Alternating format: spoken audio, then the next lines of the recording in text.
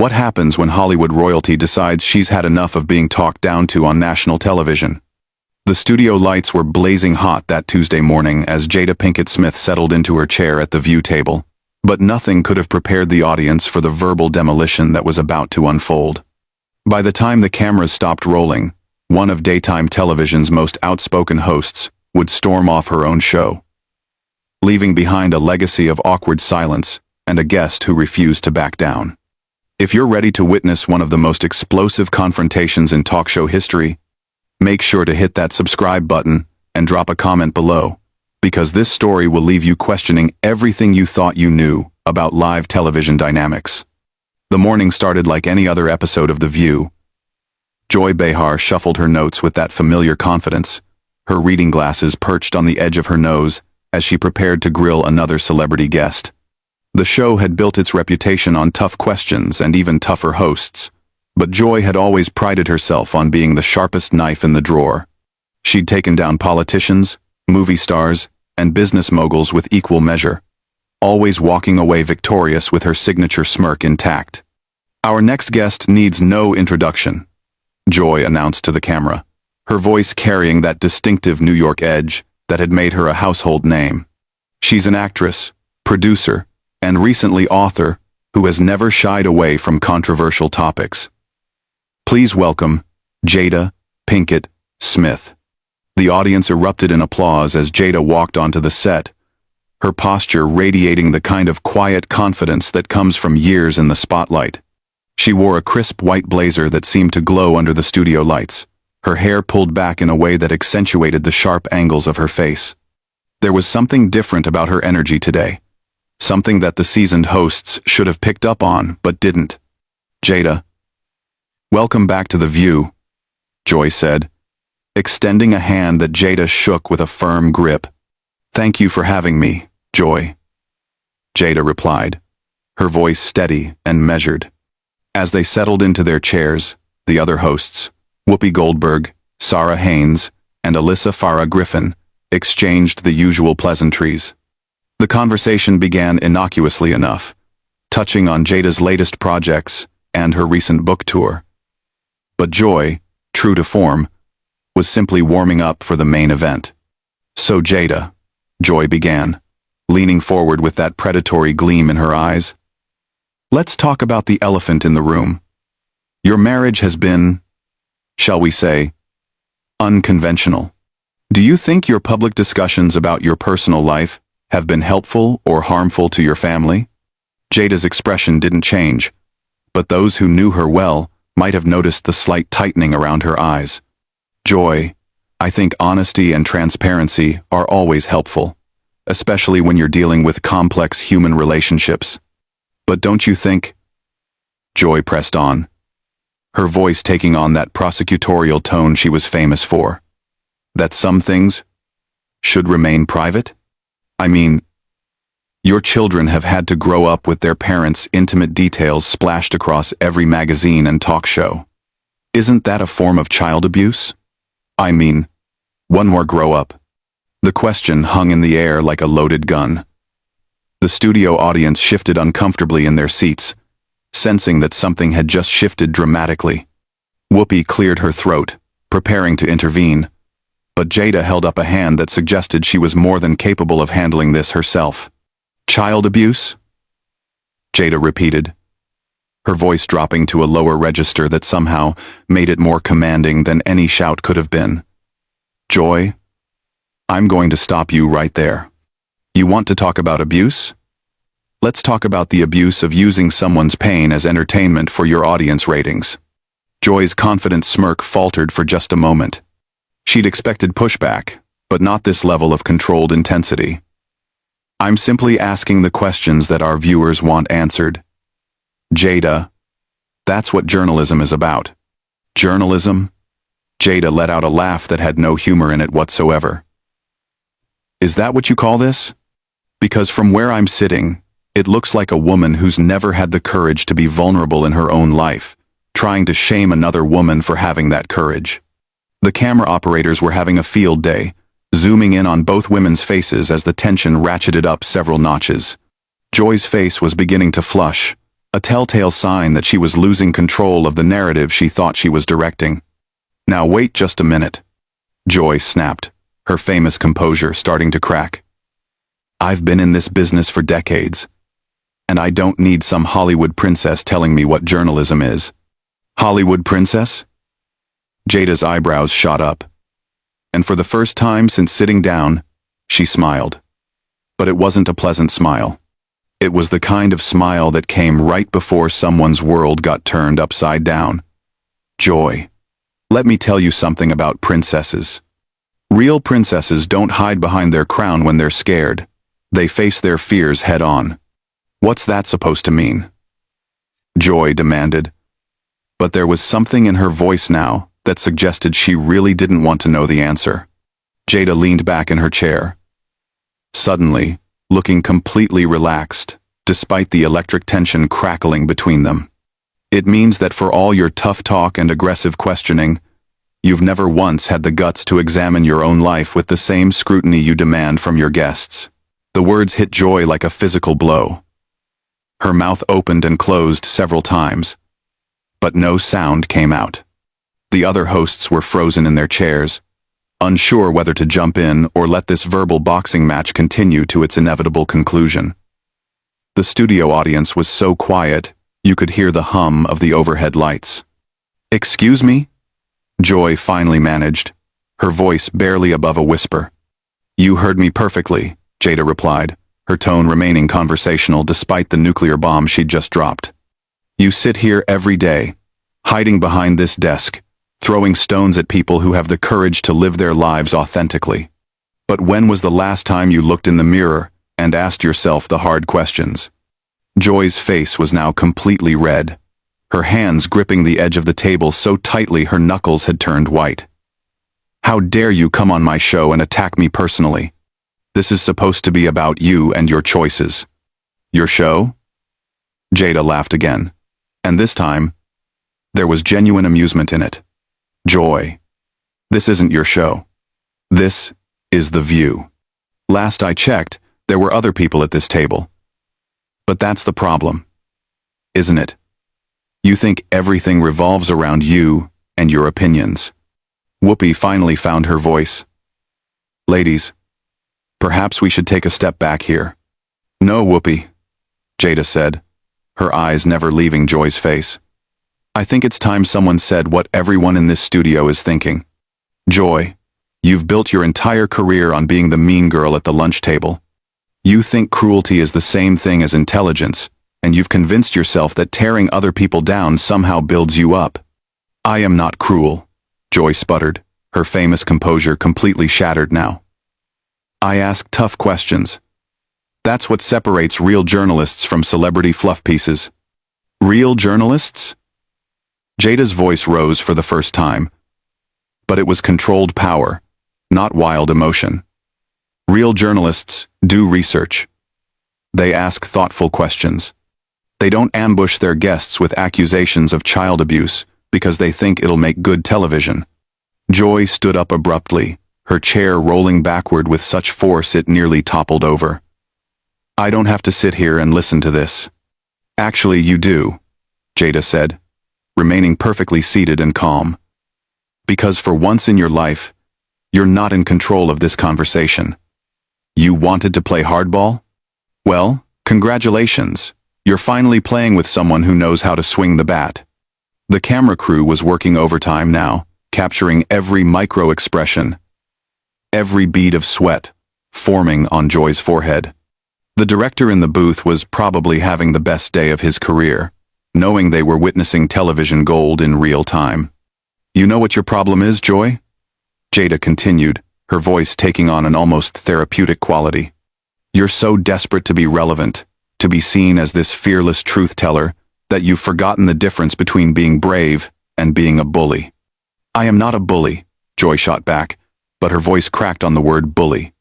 "Really? Then explain to me how cornering someone about their family trauma on live television isn't bullying. Explain to me how asking a mother if she's abusing her children isn't bullying. Explain to me how you justify using someone's pain as entertainment for your audience." Joy opened her mouth to respond, but Jada held up a hand. And somehow, amazingly, Joy actually stopped talking. "I'll tell you what I think," Jada said, leaning forward slightly. "I think you're jealous. I think you're jealous of people who have the courage to be vulnerable, to admit when they're struggling, to show the world that they're human beings with real problems and real feelings." Jealous? Joy's voice was now shrill. All pretense of professional composure completely abandoned. "Of what? Of your messy marriage? Of your public humiliation?" "There it is," Jada said softly, but her words carried to every corner of the studio. "There's the real Joy Behar. The woman who thinks vulnerability is weakness. Who thinks admitting you're struggling means you've failed. That's really sad, Joy. That's a really sad way to live your life." Sarah Haynes finally found the courage to speak up. "Maybe we should go to commercial break." "No," Jada said firmly. "Joy started this conversation, and we're going to finish it. Joy, you wanted to talk about my marriage?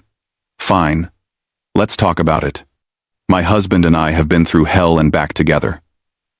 We've made mistakes, we've hurt each other, we've struggled, and we've found our way back to love. That's what real relationships look like. They're messy and complicated, and beautiful and painful, all at the same time." Joy was still standing, but she was swaying slightly, as if the ground beneath her feet had become unstable.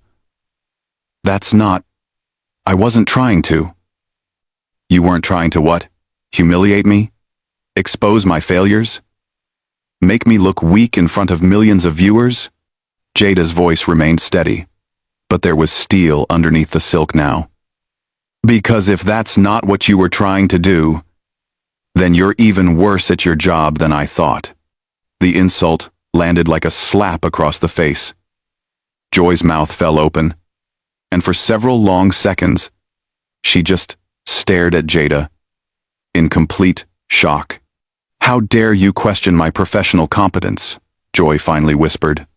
"The same way you dared to question my competence as a mother," Jada replied without missing a beat.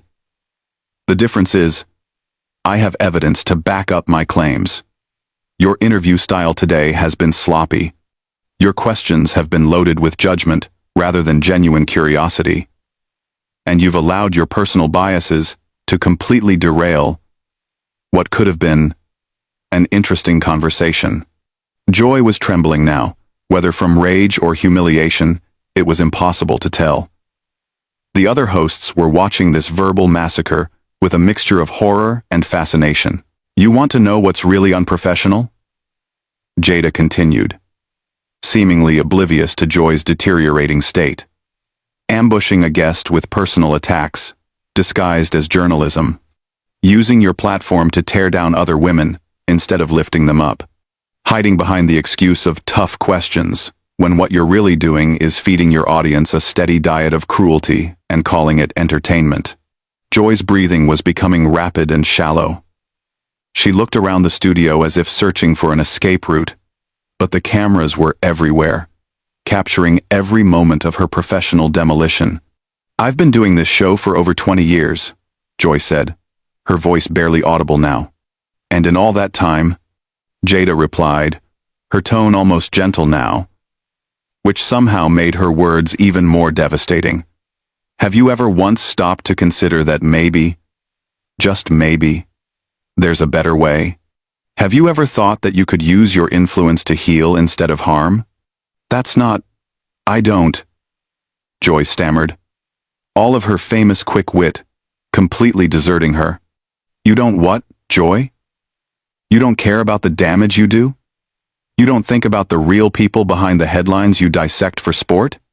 You don't consider that the celebrities you mock and criticize are human beings with feelings and families?" Whoopi made another attempt to regain control.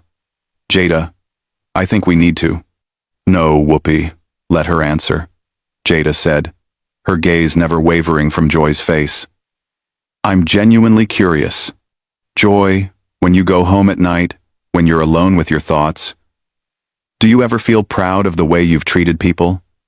Do you ever feel good about making someone cry on national television? Joy's hands were shaking visibly now. She tried to speak several times, but only managed to produce strangled sounds that weren't quite words. "Because I'll tell you what I see when I look at you right now," Jada continued, her voice taking on an almost clinical quality. "I see a woman who's so afraid of her own vulnerability that she's spent decades attacking vulnerability in others. I see someone who's convinced herself that being mean is the same thing as being strong. And honestly, it makes me feel sorry for you." The word sorry hung in the air like a death sentence. Joy's face crumpled, as if she'd been physically struck. The pity in Jada's voice was somehow more devastating than all the anger and accusations that had come before. "Don't you dare," Joy whispered, tears beginning to form in her eyes. "Don't you dare feel sorry for me." "Why not?" Jada asked. And for the first time, there was genuine compassion in her voice. "Joy, what happened to you that made you think the only way to feel powerful was to make other people feel powerless? What hurt you so badly that you decided kindness was weakness?" The question was asked so gently, with such genuine curiosity and concern, that it was like watching someone defuse a bomb by cutting the wrong wire. Joy's entire defensive structure simply collapsed. "I can't," Joy said, backing away from the table. "I can't do this anymore." "You can't do what anymore, Joy?" Jada pressed, but her tone remained soft. "You can't answer honest questions about your own behavior? You can't face the same kind of scrutiny you dish out to everyone else? Or you can't keep pretending that cruelty is just part of the job?" Joy was openly crying now, mascara streaking down her cheeks in dark rivers. The studio was so quiet that you could hear the sound of her ragged breathing through the microphones. "This isn't fair," Joy sobbed. "This isn't how this was supposed to go." "Joy. How was it supposed to go, Joy?" Jada asked, rising from her chair for the first time since the confrontation began. "Were you supposed to tear me apart while I sat here quietly and took it? Were you supposed to humiliate me and then send me on my way with a fake smile and a thanks for coming on the show?" Joy wiped her face with the back of her hand, smearing her makeup even further. I was just doing my job." "No, Joy. You were doing what you've always done. You were using your platform to hurt someone because it makes you feel better about yourself. But here's the thing you never considered. What happens when your victim decides to fight back?" The cameras captured every moment as Joy looked around the table at her co-hosts, searching their faces for support that wasn't coming.